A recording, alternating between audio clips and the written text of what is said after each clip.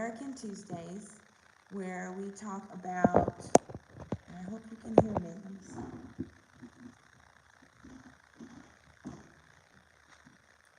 see. We talk about different topics of interest to TaMeriKans. What is a TaMeriKan? Someone from TaMeri, also known as North Central and South America. Maybe that's better. I'm not sure. Central and South America. And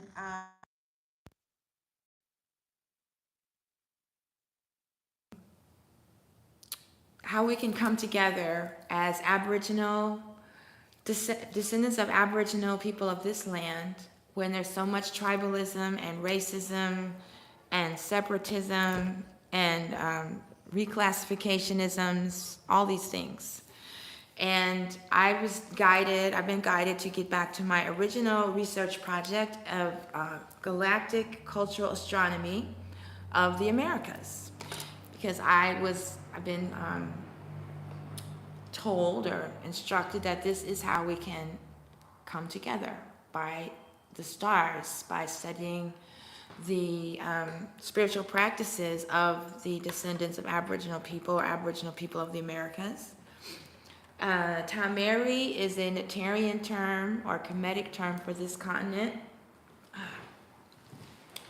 It means beloved land.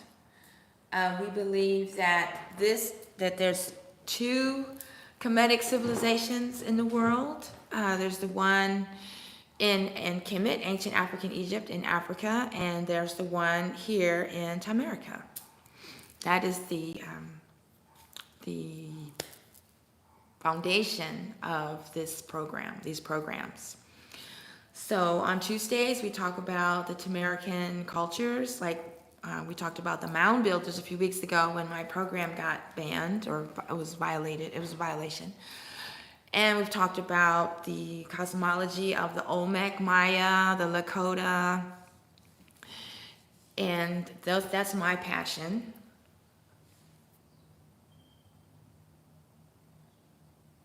Good rising, great awakenings. I sang what on my page?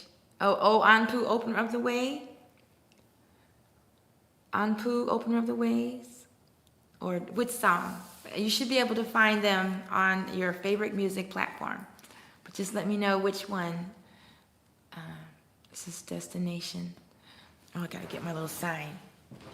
Yeah, so on Tuesdays we talk about cosmology basically, and a little bit, oh, gotta switch this around. Politics, just whatever I'm guided to share.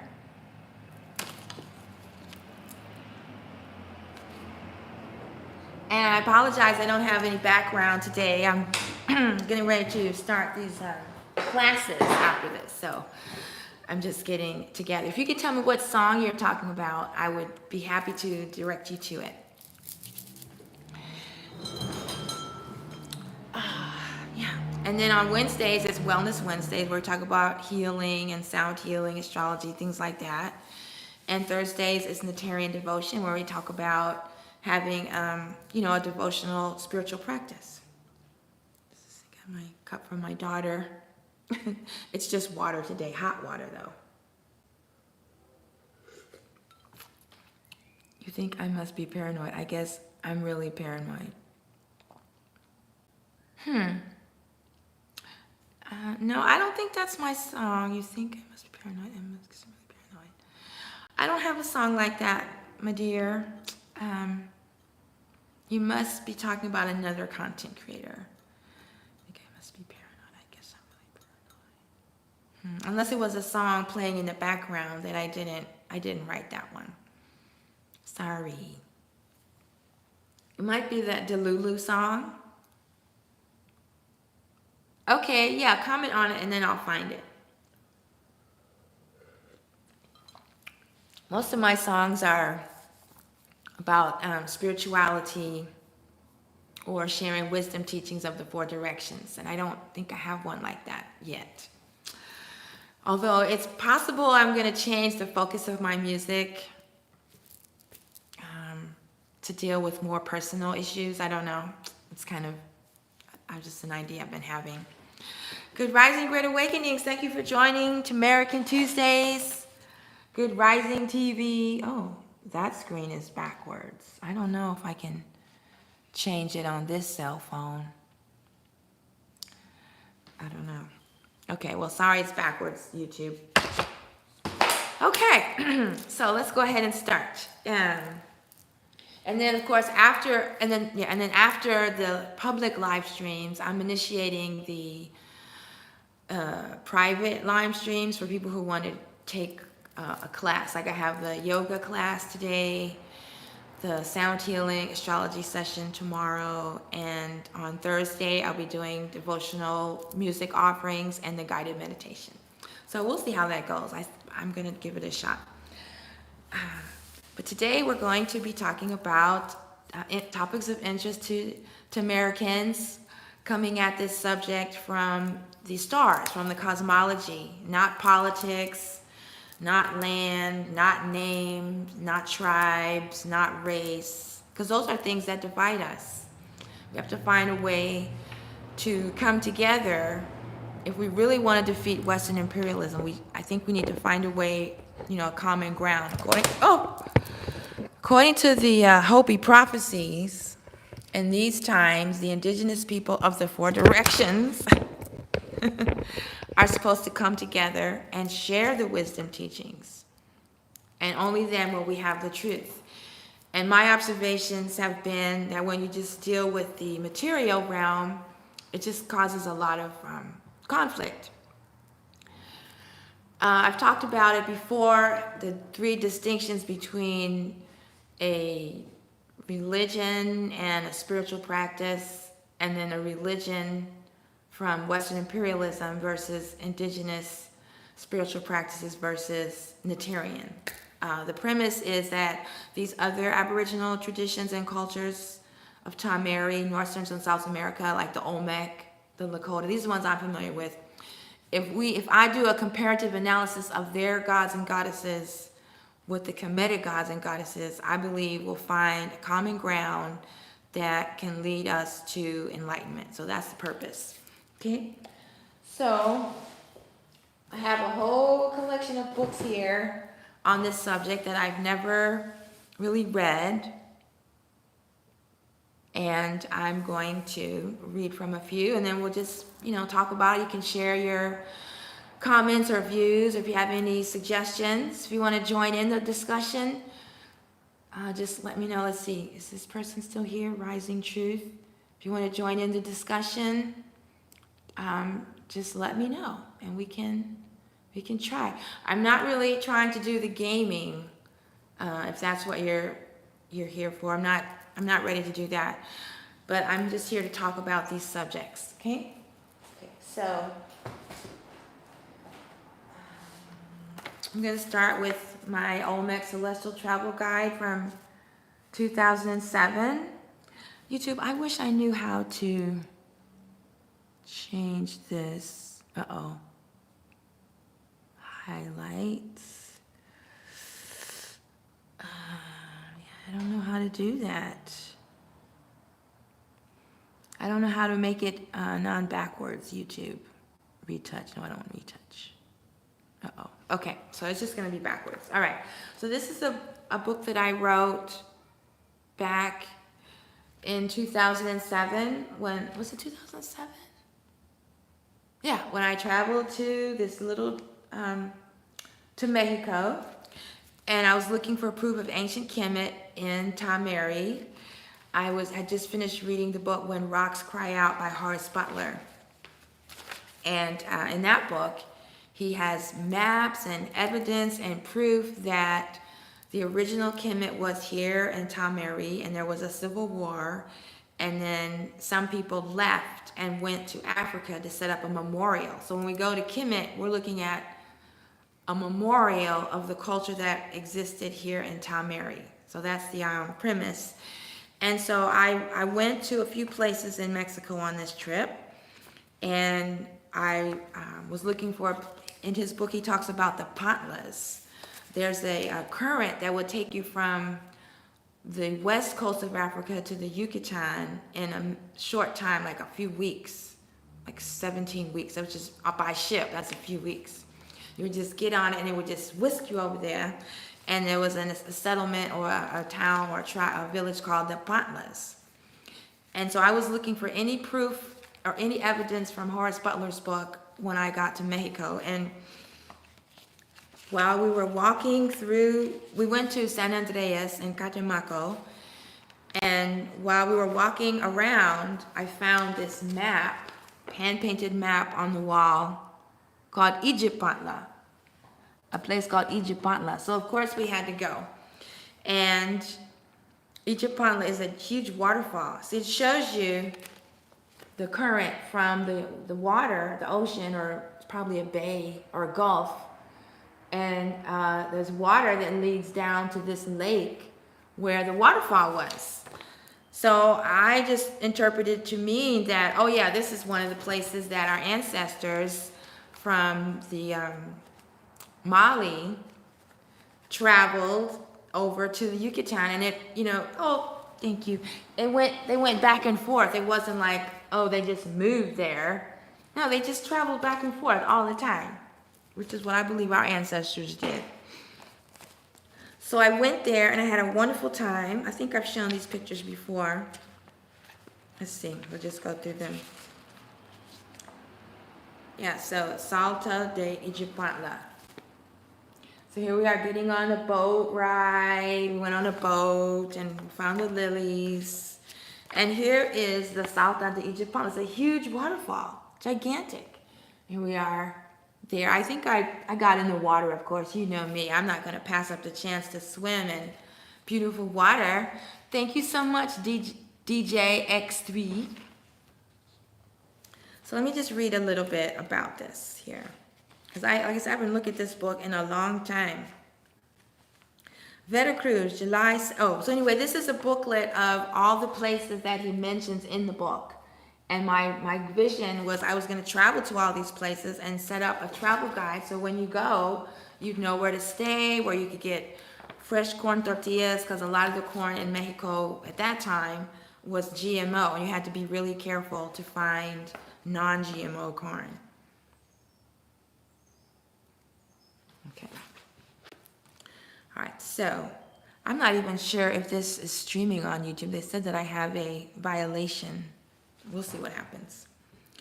Okay, so I'm just going to read a few pages from here.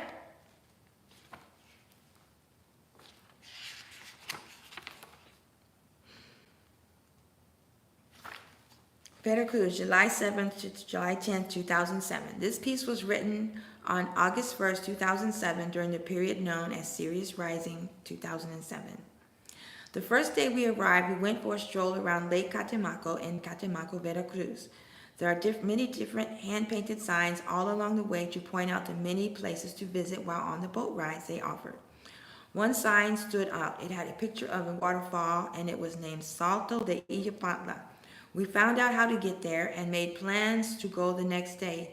Even the natives pronounce it Ijipantla. It's spelled E-Y-P, but they pronounce it Ijipantla. I showed you the images.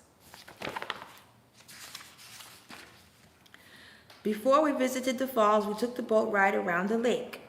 We took a private ride. I'm glad we did, because there's one place we did not want to go. Ask me about the boat ride the next time you see me.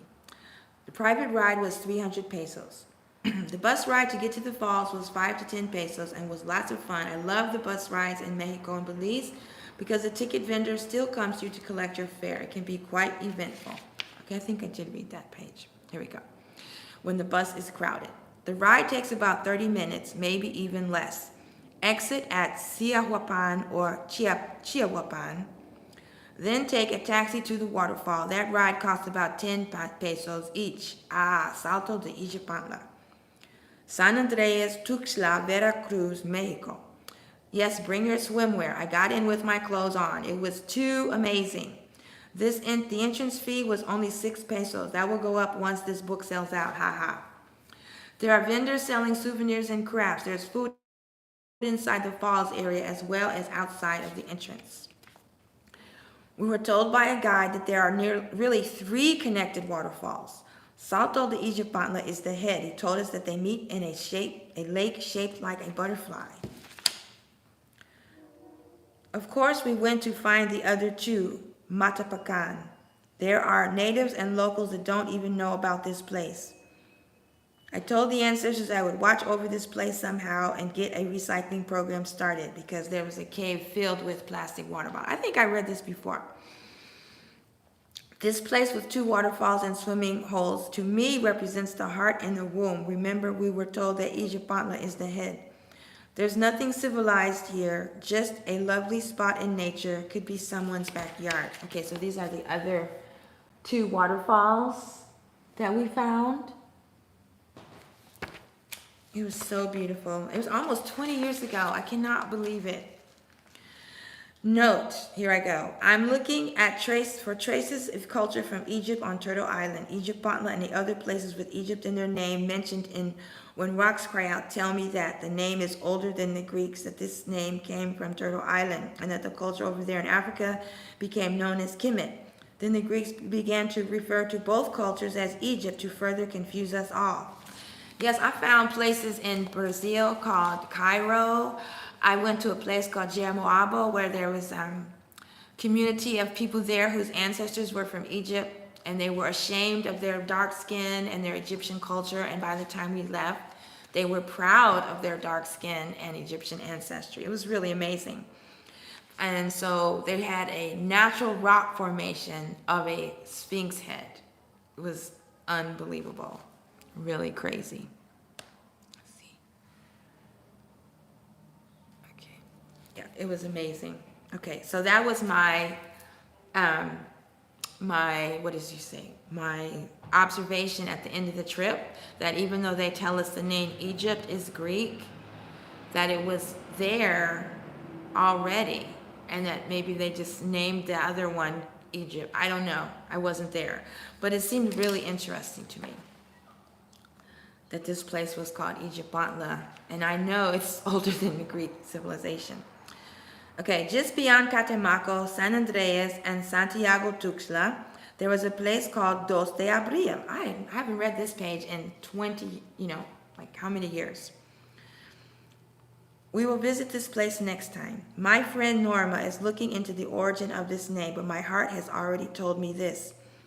Dos de Abril is approximately 9 days past the spring equinox. It is entirely possible that this town was named during the first full moon after the spring equinox, making this the possible site of the original Passover.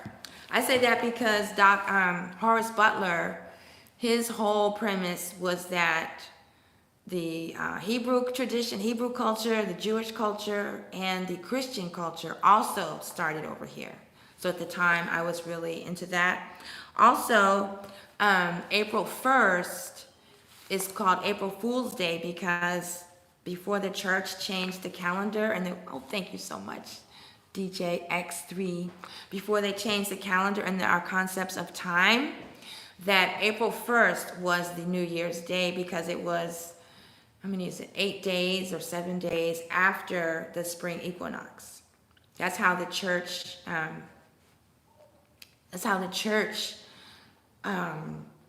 made all their holy days. It's because they come a certain amount of time after the natural holy day. So I was thinking about Dos de Abril, April 1st, April 2nd, is when they would actually have New Year's Day back in the day. And then also Horace Butler talking about how those traditions started over here originally. So it's entirely possible that this town was named during the first full moon after the spring equinox, making this the possible site of an original Passover. I call this the original Passover because I have been watching the DVD by Ashraf Kwesi entitled African History versus Biblical Myths. In this DVD, he breaks it all down. He tells us that the story that we know of today about Passover is one fabricated by the Ashkenazi Jews, a group of Europeans that did not want to claim Christianity or Islam, so they converted themselves to the history of the Black Hebrew Israelites and descendants of Joseph that live to this day in Ethiopia and other places around the world. Anyway, the story of the Exodus is not about Moses, leading the people out of bondage by the wicked Egyptians. And by the way, this is for edutainment purposes, entertainment purposes only. These are our opinions based on our research, not based on the approved platform of Western imperialism. This is just fun for me. This is what I like to do. This is my passion. I love studying these ancient traditions and sharing my findings with the community. I am in no way stating that this is a verified fact. This is just based on my travels, research, love, passion, and interests. Anyway, and I'm just quoting or paraphrasing words from the great teacher Ashwa Kwesi and Horace Butler. And from time to time, other wonderful teachers who are also not recognized by the establishment. This is just our passion and what we're here to do. Anyway, the story of the Exodus is not about Moses leading the people out of bondage by the wicked Egyptians. The story is carved in stone at the temples of Kemet. Moses kicked out the invading forces that had enslaved the Egyptians.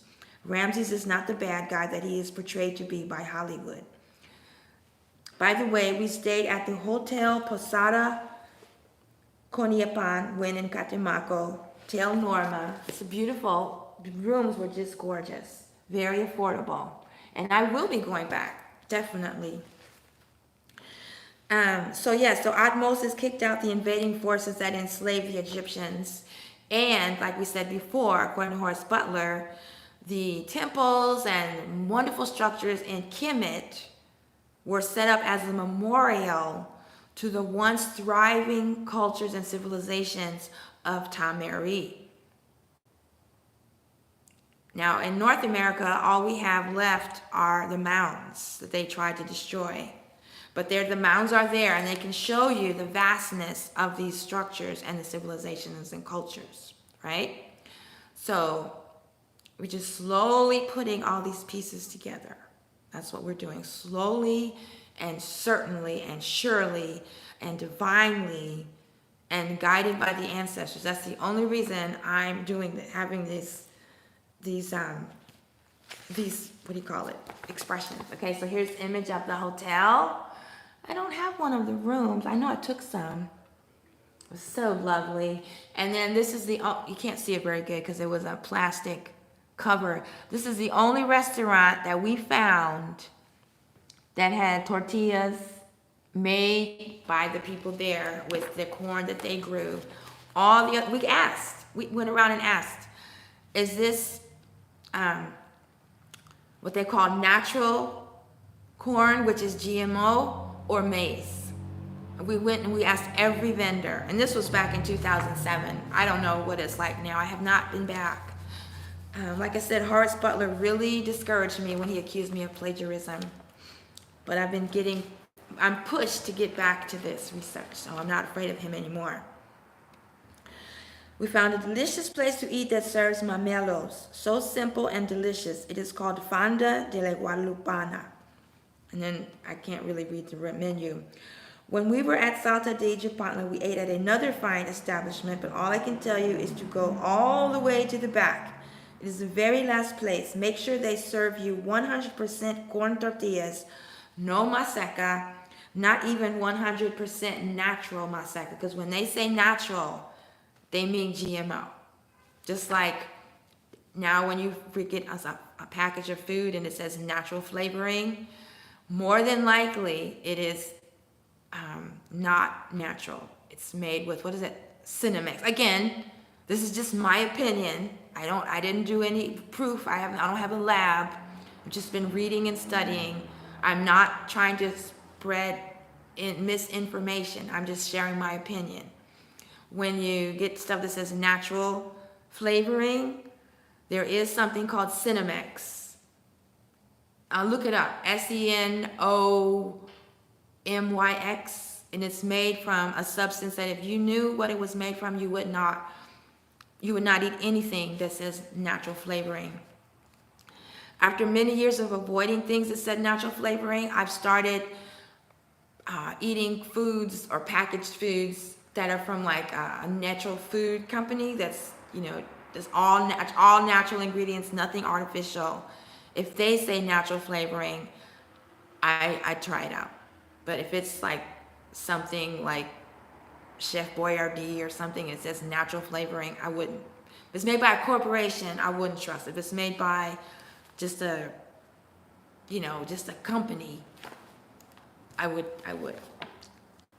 Okay. So even 100% natural maseca is still GMO corn, which can mean anything and everything is in it. When we were there back then, there were the indigenous women, Aboriginal women, indigenous women had put their money together to buy billboards, huge billboards, to warn the people that about the corn, that all the corn they grew was being shipped out, and the corn that you were buying in Mexico was GMO corn. So they risked everything and put up these billboards. That's why I'm going into this, because this is part of TaMeriKan culture. Okay, people on YouTube, I'm gonna have to disconnect this microphone. So please let me know if you can still hear me. I had to turn the power back on. I've had so many wonderful challenges today. I'm gonna read one more page. Here I have the picture of the lady making homemade, natural, 100% corn tortillas. This is the one I was talking about. It's in the way back behind this south of Egypt. All the other vendors were selling GMO corn. This is the only one that wasn't. Okay. The last day of our visit was spent with the Olmecs at the Santiago Tuxtlan Museum. What an amazing day we have. This is one of the Olmec heads. There's about 10 or 13 of them.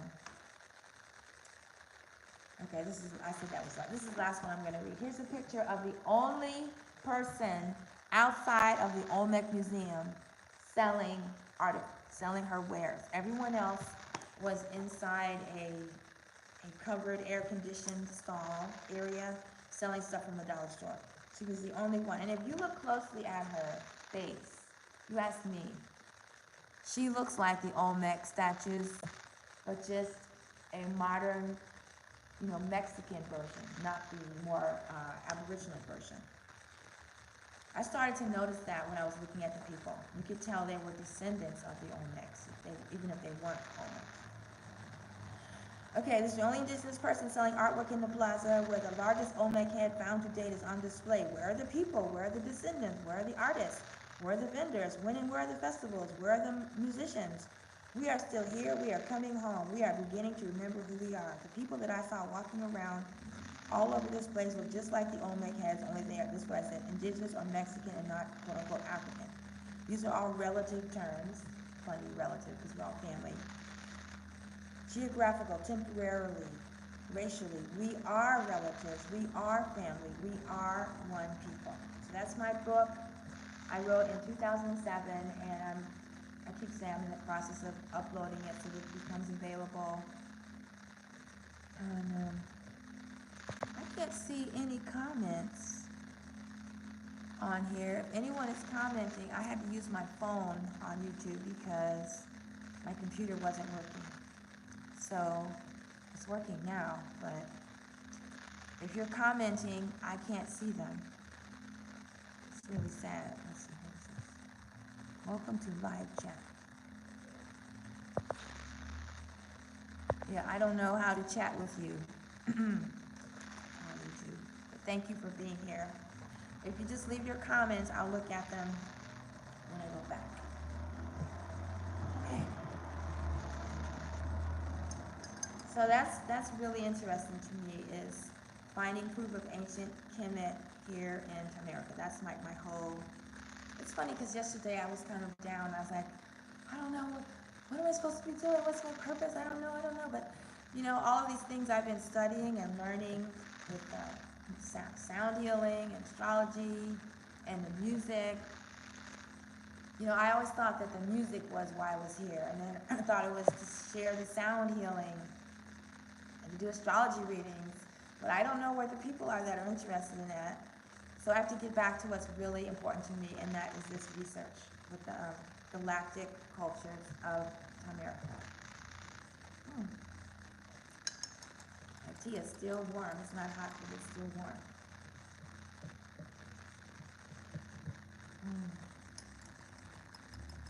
I don't know how the weather is where you are, but last week it was 10 degrees.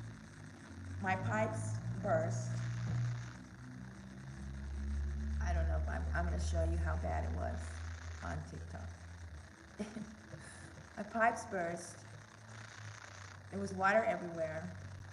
And let's see if I can, I don't know if I look just a picture.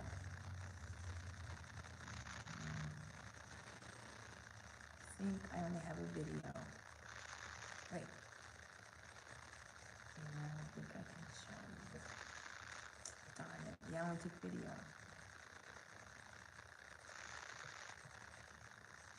Yeah, what was this? Yeah, that's it. That is my bathroom wall. It's all iced over. You see it? Yeah. Oh wait, no, that's a package, sorry. Yeah, I don't think I have, but it looks just like that. But I don't think I have a picture on every video. So scratch that. Okay. I'll post it later. Okay, now let's go back to some Mayan. Oh, it says the Gospel of the Toltecs. I don't know if I ever saw this book before. I don't even know where it came from. Well, let's do a reading from this book. I've never heard of this. The Gospel of the Toltecs. Okay, so who are the Toltecs? Does anyone here know about the Toltecs? I'm sure you've heard of the Olmec, but have you heard of the Toltec?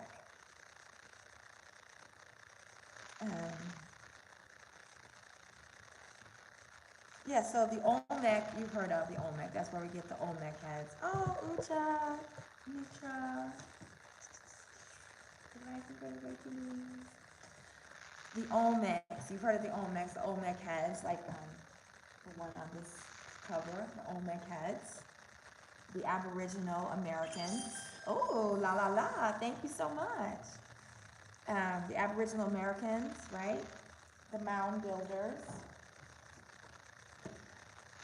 But the Toltecs is another Aboriginal culture from that area. And you may have heard of Don Miguel Ruiz, the priest who wrote the Four Agreements. Let's see if I can remember.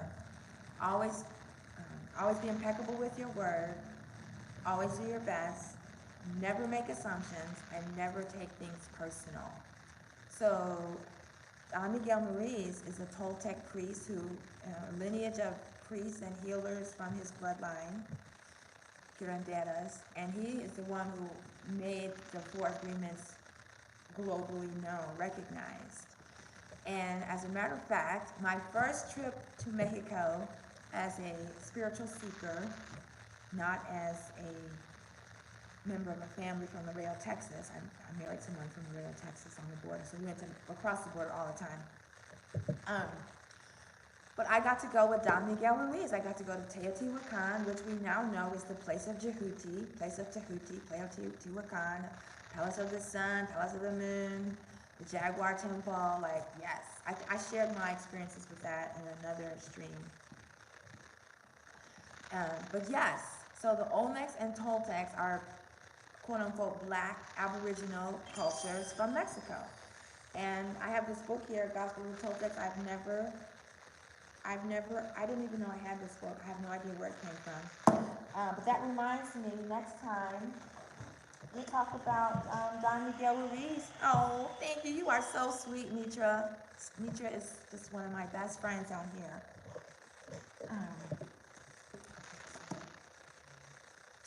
So we're going to have, I was going to, you've ever heard of the absent-minded professor, right? Yeah, that would be me. I know I brought a pen. Okay. Let's see it now. Oh, in my pocket, right?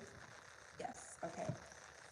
So we'll add that to our list of things to talk about are the Four Agreements. I even wrote a song about it, of course. It's on my SoundCloud page. Yeah, while I was there, he asked me to write a song about it, and it took me like 10 years to do it.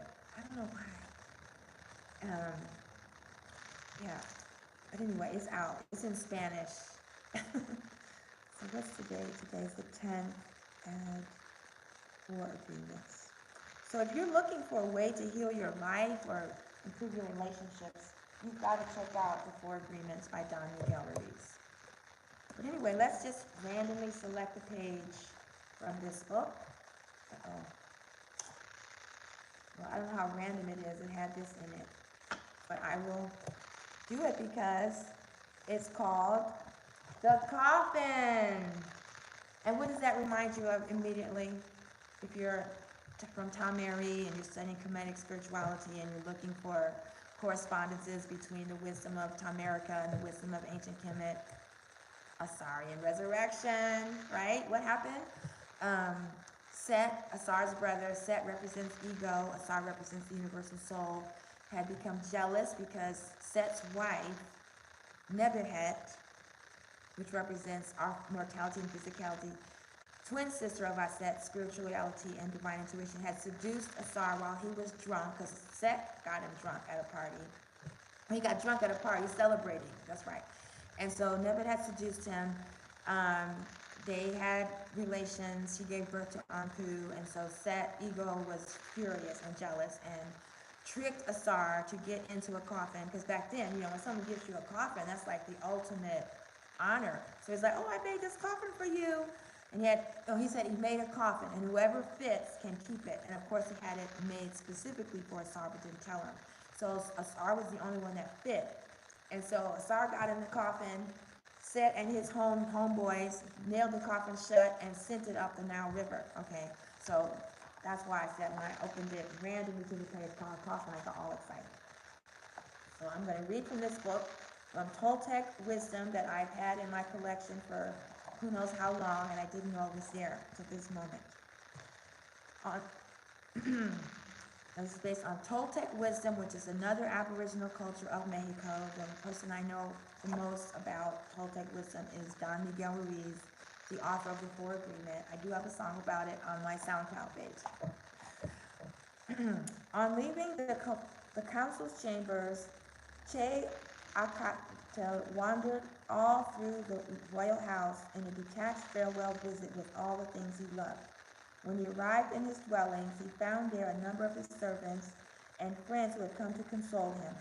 Full of shame, he looked at them for a long while. Finally, breaking the silence, he told them, verse 2, sad and desolate is my heart, O grandfathers.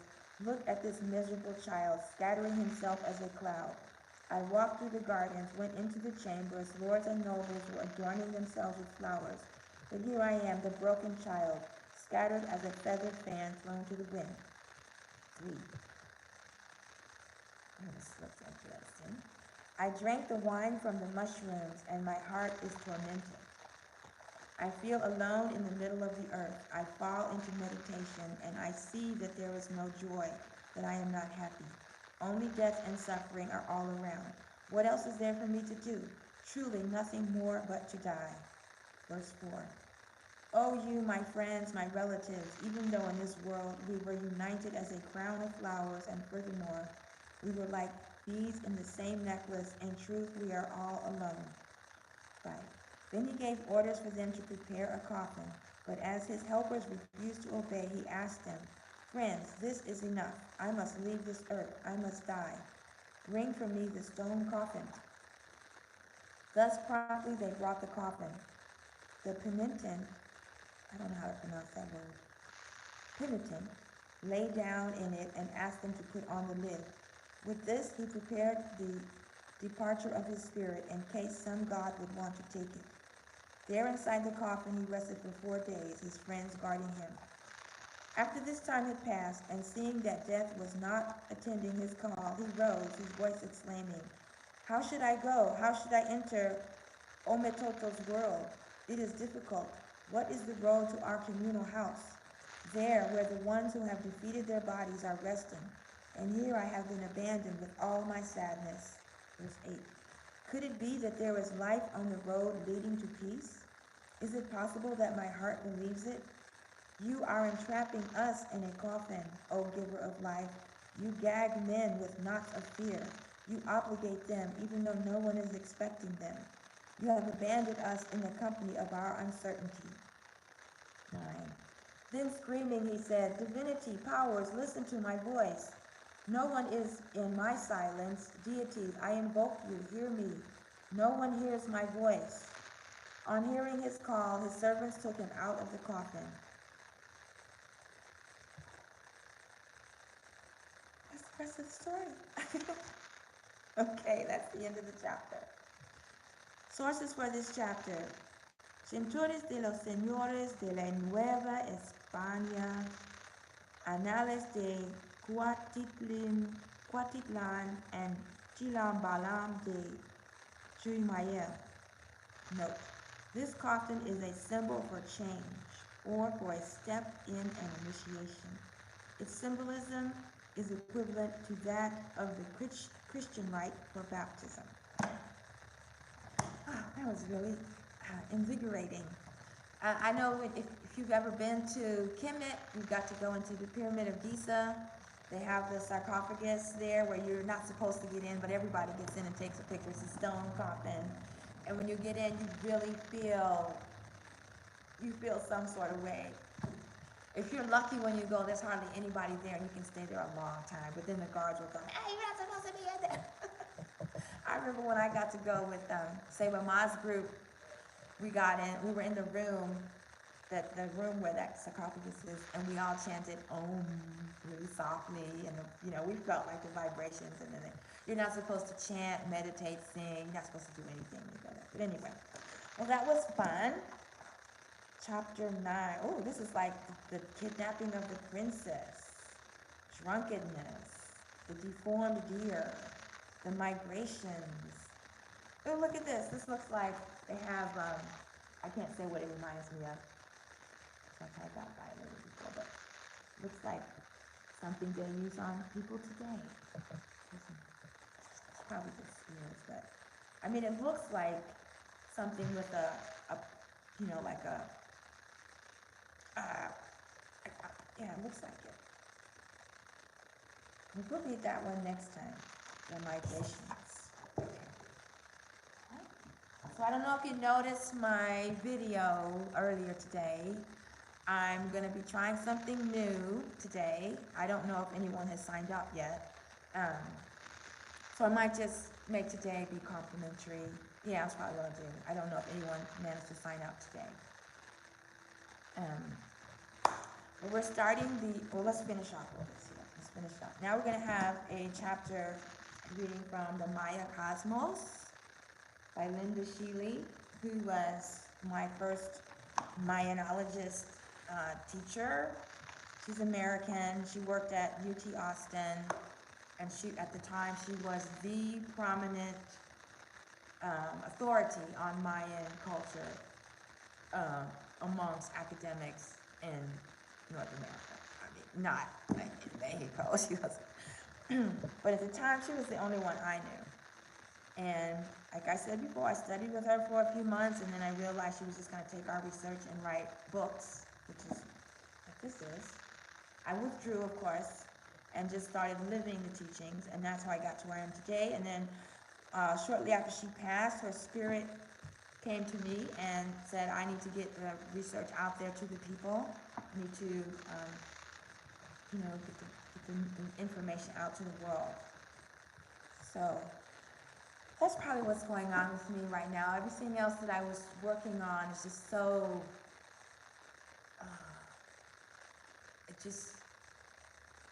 I don't know how to say it. It just, I guess my ego didn't get the results that we wanted. And so I'm not sure about what I was doing. I just have to remember that it comes down to how it began, which was the galaxy, and honoring all the indigenous cultures and the aboriginal cultures of Turtle Island, of TaMeriKan. Okay, so I'm just going to randomly choose a page. I'm not really keeping notes of what I've been doing. I'm just having fun. This is just me having fun. I'm not claiming any of this to be true. This is just my passion. And I wasn't making time to study on my own because I was going live and sharing TikToks and posts. So now I'm doing my research while going live, basically. So I'm just gonna, ta-da! Oh, all right. Okay, so I'm gonna read, oh, this looks pretty long. I don't think I can read this whole thing by Linda Shuey. I'm gonna start, some of these chapters are long. Okay, well, since it's almost over, we'll just start here. The portals, okay? This is page 222. While a sacrificial plate could open a portal at any location, there were permanent portals built into Mayan architecture that could be opened when necessary by ritual. Okay, I'm definitely going to write this down because Asmatashi Temple is a temple of portals. I'm managing several portal openings, portal gateways, and it's come to my awareness that this building, or the land of this building, is also on a portal, and that's why it's important for me not to sell the building and to maintain ownership and protection of this portal. So here we have page 222, Cosmos, about the portal. And you've heard me say before that even though the Mayan artwork always is talking about sacrifices, blood sacrifices, and rituals like that, I'm not of that persuasion.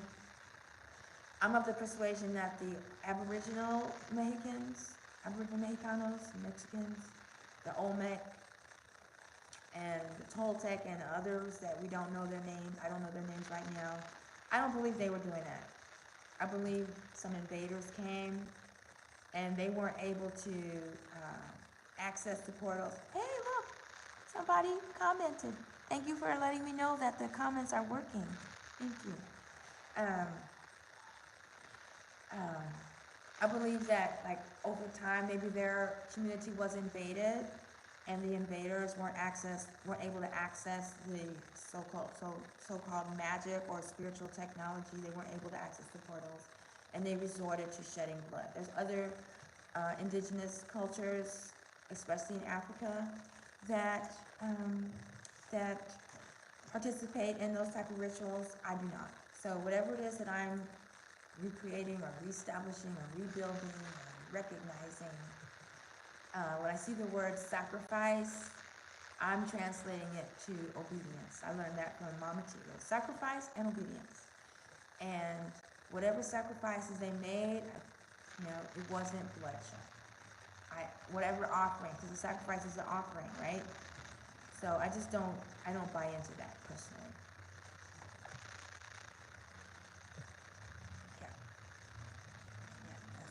Okay.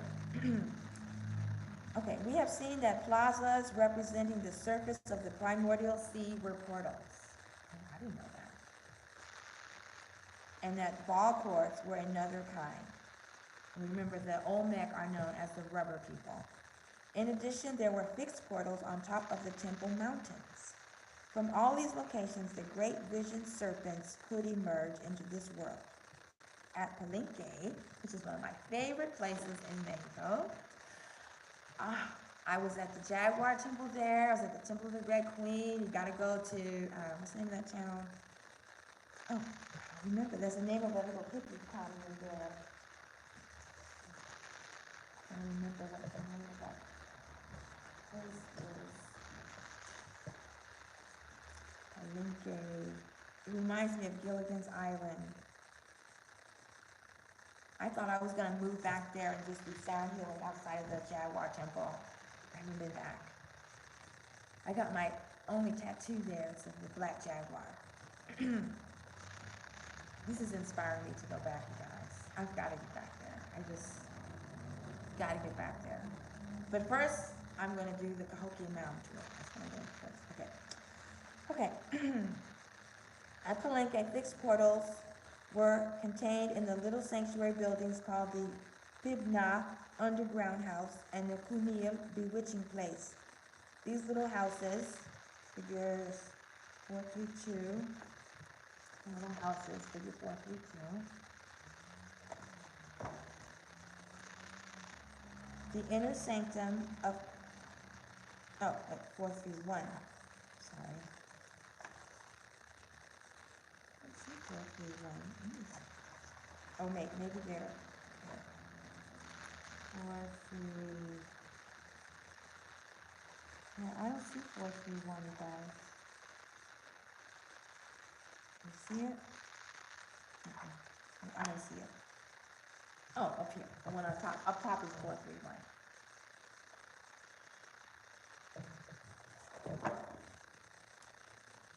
Okay, these little houses are marked by the great cosmic bird Itzamye hovering above their entrances as places where Itz was materialized. At Kopan, figure 432, which is at the bottom, the inner sanctum of Temple 11 was adorned with the imagery of the white-boned snake, the Ma to the other world, also known as the Ekwe, black transformer. This great portal allowed the human-made eats of sacrificial offerings to be exchanged with the cosmic sap, the eats of the other world. The cosmic map, this is the page I opened up to. The cosmic map sap was and is dangerous stuff, and shamanic power can be used as a force for evil as well as for good. Surely the ancient Mayan common folk understood this contradiction, even when they gazed with envy and admiration upon their nobility decked out in the evidence of prosperity.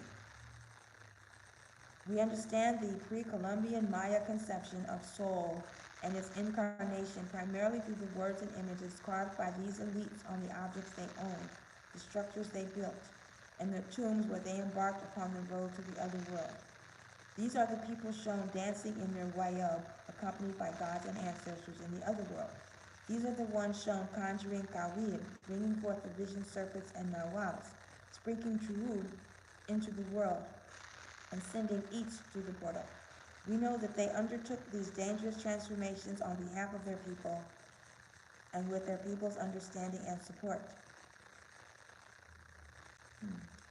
We also know that the descendants of these ancients are still perpetuating important aspects of this complex spiritual and material view of the world.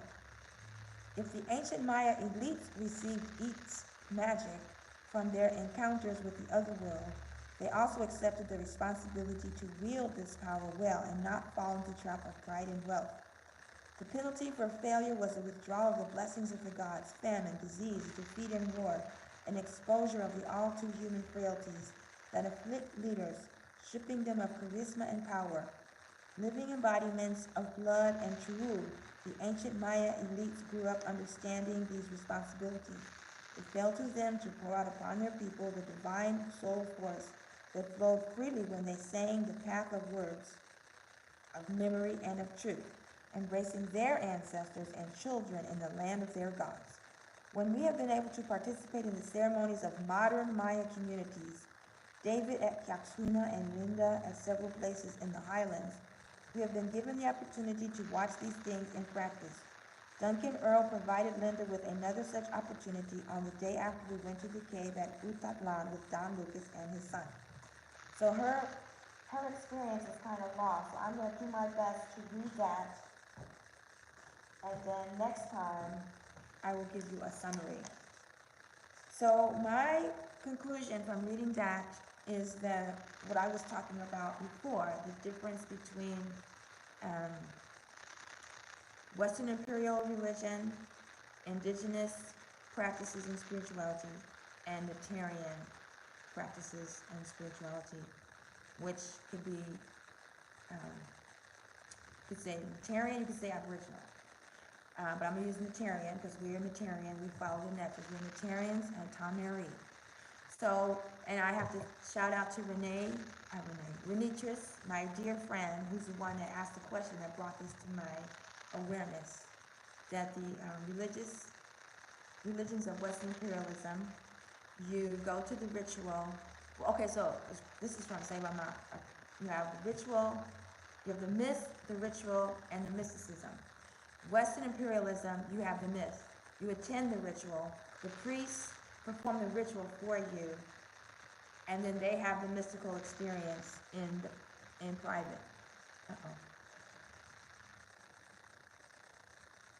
Then indigenous spirituality, you have the myth, you perform the ritual. In the ritual, you make offerings to the gods and goddesses, and you ask them to shower you with blessings. You can do the ritual yourself, or you can go to the community ritual, and the priests and priestesses do the ritual, but you can do it yourself. And you can, and the priest or priestess showers you with blessings, and you have a mystical experience based on your offerings. In Unitarianism, however, you have the myth, you have the ritual, and you have the mystical experience. This mystical experience is not just feeling good, it's not just feeling connected, it's transforming yourself into a god or goddess, transforming yourself into a cosmic force of nature. And to me, that's the difference. And so reading this right here, based on the modern Mayan and what they call ancient Mayan, I would say the ancient Mayan, you go, the priest performs the ritual, and you receive blessings from the priest or priest, or the god or goddess that you make offerings to the day yourself, right? But I believe, I would say that ancient Maya, or the Olmec, because like here you can see the priests and priestesses, or the nobles, or the elites are the ones that are getting the blessings from the gods and goddesses, and they're treating the commoners like they're nothing. I believe that, like in ancient Kemet, you had the temple. This is what I've learned. I can't say that I know for sure, but from my studies, there was the big temple, but then every house had their own altar. Every house had the potential to do these rituals and have the mystical experience for yourself. You didn't have to go to anyone else. You didn't have to look out of yourself. So it seems to me that the Maya were the ones that initiated these sacrifices. Maybe the Olmec are the ones that, the ancient Maya, the Olmec, the Aboriginals. The Maya and the Aztecs were the ones that initiated the bloodshed. This is my opinion. I'm not trying to spread any misinformation. I'm just sharing my research from my experience, my studies. I've been studying this for almost 40 years. So it's not just blah, blah, blah, blah. It's really what I've come to know. So I'm just sharing my opinion. For me, this is fun. I really enjoy sharing this type of information. It's just fun. So we're going to take it back another step. We're going to dive deeper into these teachings, and we're going to see how they correspond to the Kemetic spirituality that I learned from Dr. Ashby, because his interpretations and his teachings have the potential to lead you to enlightenment. And I believe that these teachings can do the same for the people here. They're activated here for the people that are here. So we don't have to go all the way there. I mean, it says that it started here anyway, so we should be able to access the same vibrations right here. Like when we go to the mounds, we should be able to take this information and activate the energy at the mounds. That's my goal. So, like I said, I'm going to read this next couple pages, and because it's about 6 pages, so I'll come back with that. So, what's this? Establishing the world tree. These will go on forever. But I'm putting the pieces together slowly and see what we come up with. Okay, so now it is time to transition into the Akusaneb reflective movement meditation system. And I just set up the subscriptions today, so I doubt anyone even knows about it. So I'm just gonna do the session now, okay? And YouTube, I don't know if I can. Oh wait, I can, because I have so I need a few minutes to transition. So just give me a minute. I've got to pull up the slideshow and reorganize the setup. So that'll give me about 5 minutes. This is the first time I've done this. Just bear with me. But I really appreciate you for tuning in to this episode of Good Rising TV. Thank you for those of you that were able to tap the screen and send gifts. You know how much that means to us. And stay tuned for this first ever in our lifetime. Well, it's the first ever because this is new. This is the first ever online presentation of Aku Seneb. It's based on the Tefnet Jerusalem system on Egyptian yoga, Dr. Ashby's platform, his program. And let's get it going. Oh, I'm so glad it's warmed up. So like I said, this one is going to be on the house because I just announced it. And hopefully you enjoy it. And you sign up. So on Wednesdays will be positive time for chanting. I'll do some astrology readings, people's astrology readings. They want pendulum readings, sound healing, cosmic chanting, things like that.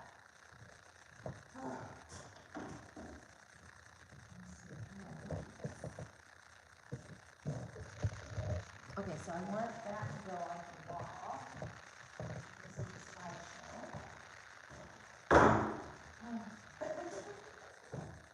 I think next time, do the slideshow. I don't know how long it's going to take to get all this straight. I should have had a dress rehearsal.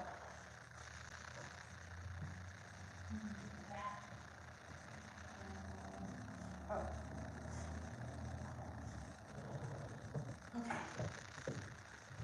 I gotta have to set up the slide projector, so that's gonna take me a second.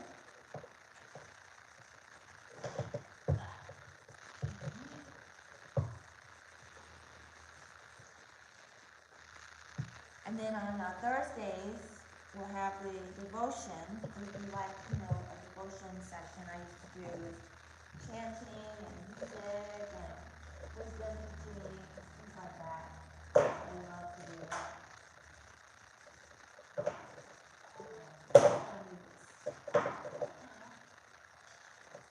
Gonna have to make the room darker though. I want you to be able to see the slideshow.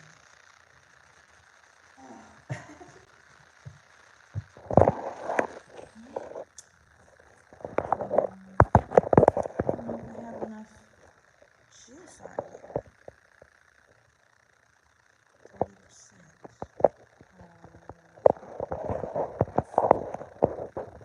Yeah, I really don't know what I'm doing, obviously. Okay, so this has to go here. Change the buttons. Okay, I'm still here. Trying to see how I can power it. Outlets. Okay, YouTube, this one might run out. Oh no, I got this one. No, it might run out because I've run out of outlets.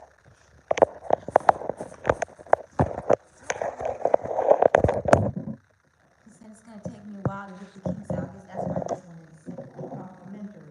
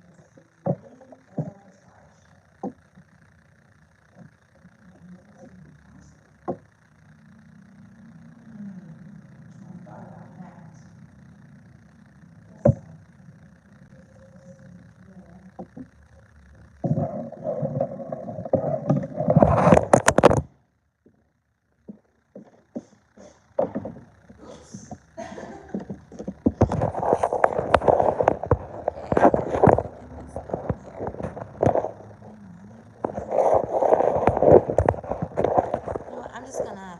This phone's about to die anyway, so I will be back.